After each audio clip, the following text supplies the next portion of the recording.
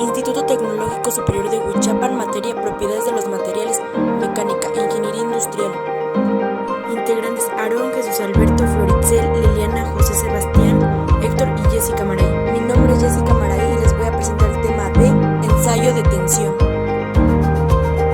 Propiedades mecánicas de los materiales. Tensión es la fuerza aplicada por unidad de superficie.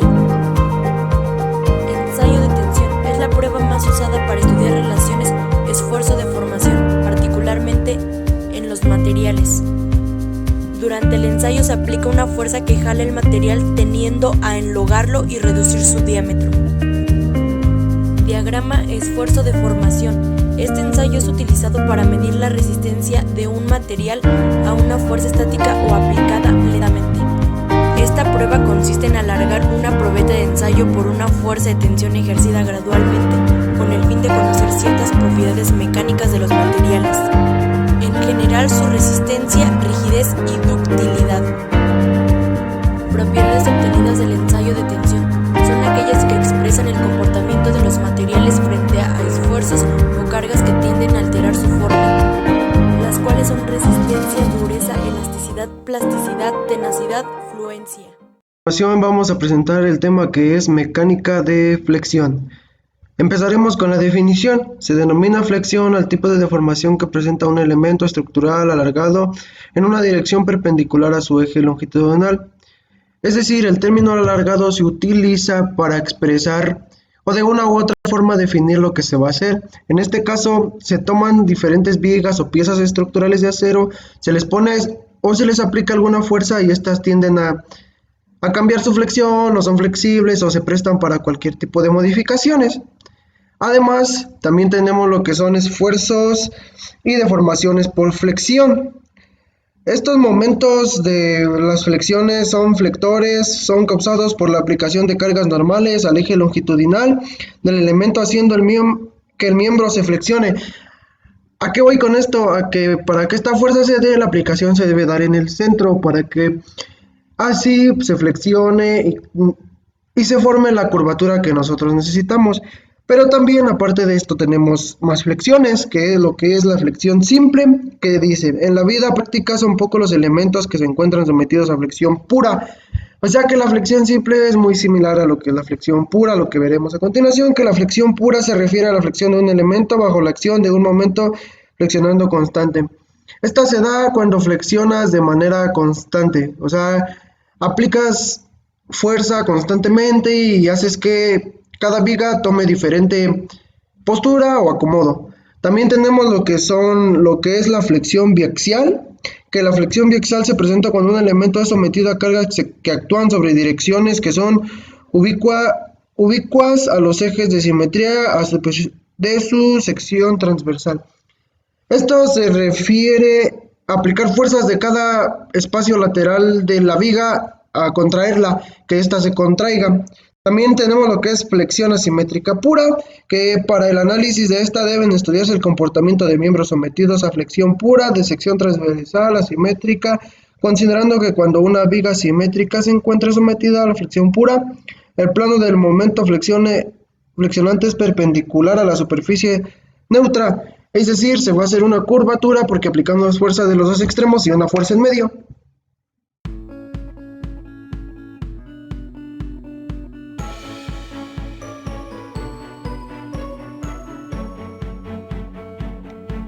En este tema vamos a hablar sobre la dureza de propiedades de los materiales. La dureza se mide en la resistencia que un material ofrece cuando se intenta ser deformado plásticamente. Entre más duro es el material, más cuesta deformarlo plásticamente. La ductibilidad para deformar plásticamente el material se mide en función de la fuerza aplicada. Entre más fuerza tenga que aplique para lograr la deformación plástica, más duro es el material.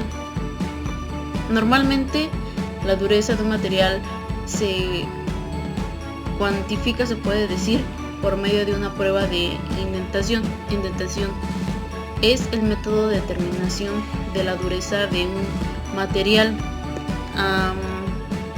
Se mide a través de superficie del material, se aplica la fuerza, también deforma la superficie del material, como es el tema. y se retira el inyectador y se mide la distancia que penetró el material. Esa distancia es inversamente proporcional a la dureza.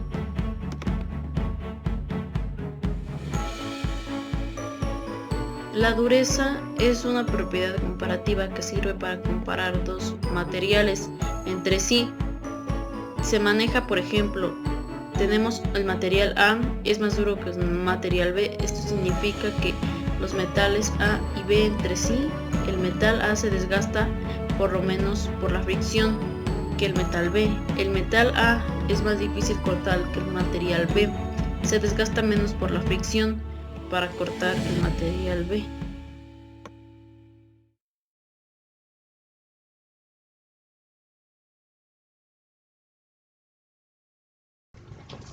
Buenos días, compañeros. Mi nombre es Héctor Lin Cruz y formo parte del equipo 4. Mi tema en específico es lo que se deriva a la prueba de impacto. Esto tiene como objetivo principal observar un comportamiento de los materiales cuando se impactan por otro objeto desde un punto específico. A esto se le puede definir como la tenacidad de la cantidad de energía que puede absorber un material antes de fracturarse, claro, como lo podemos observar en los siguientes ejemplos, que se explicarán más adelante.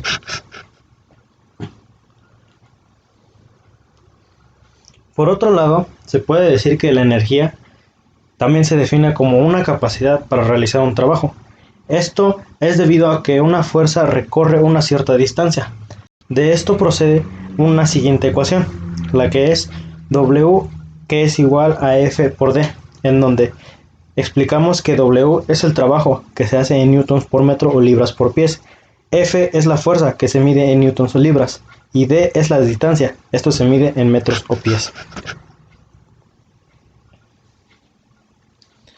Derivado de esto se muestran varias fórmulas, de las cuales resalta también esta, en la que es E igual a W por H, en donde E es la energía absorbida, que se mide en newtons por metro o libras por pies, W es el peso del objeto, en newtons o libras, y H es la altura desde la que se deja caer el objeto, esto se mide desde metros o pies. Sin embargo, este tipo de pruebas no cumple con ninguna norma de estandarización. Es por eso que existen otros dos tipos de pruebas que son estandarizadas para su uso en específico. Estas dos pruebas son denominadas la prueba de impacto de Charpy, es una, y la otra es la prueba de impacto de Isot. Nos dice, o podemos decir, que estas pruebas de impacto consisten en golpear una probeta con un péndulo que es colocado a un cierto ángulo del punto de impacto. Como se pueden distinguir en las imágenes, son diferentes modelos, en donde la prueba del impacto de Isot tiene un soporte, una probeta, un martillo, una lectura y un detalle de la probeta. Y en la prueba de impacto de Charpy tiene más detalles, que tiene una probeta, una escala graduada, una posición inicial, un martillo para golpear, un indicador, una final de oscilación, un yunque y otra probeta.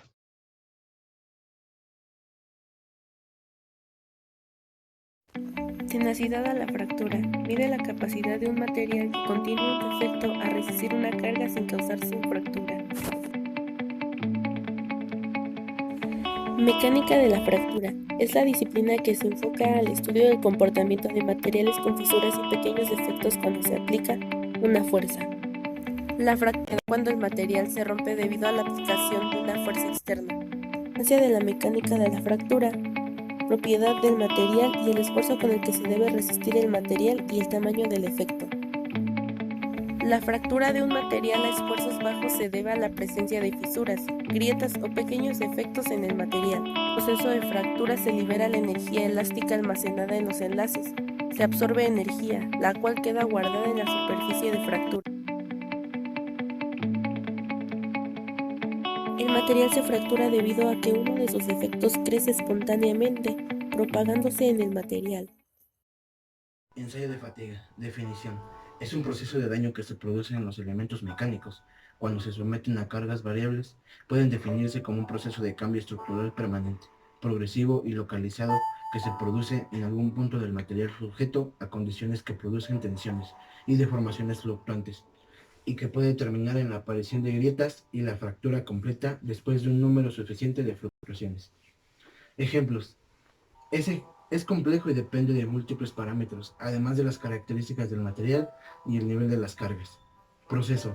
Entre ellos cabe destacar el ambiente, principalmente agentes corrosivos y temperatura, la geometría del elemento, tamaño, discontinuidades, acabado superficial, la complejidad de las cargas aplicadas, tratamientos superficiales. La historia está llena de casos de fallos por fatiga, que se han ido produciendo a medida que han ido apareciendo sistemas más complejos y sometidos a mayores solicitaciones.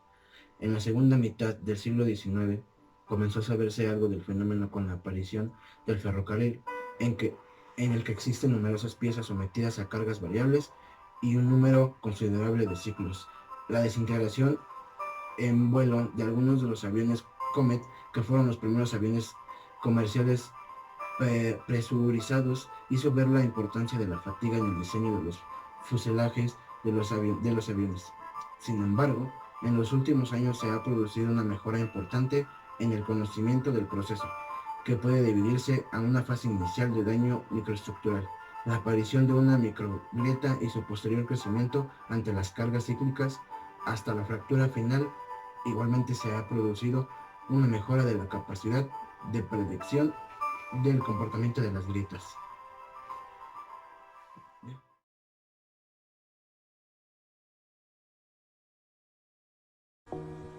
Mecánica de la termofluencia de los materiales. Historia.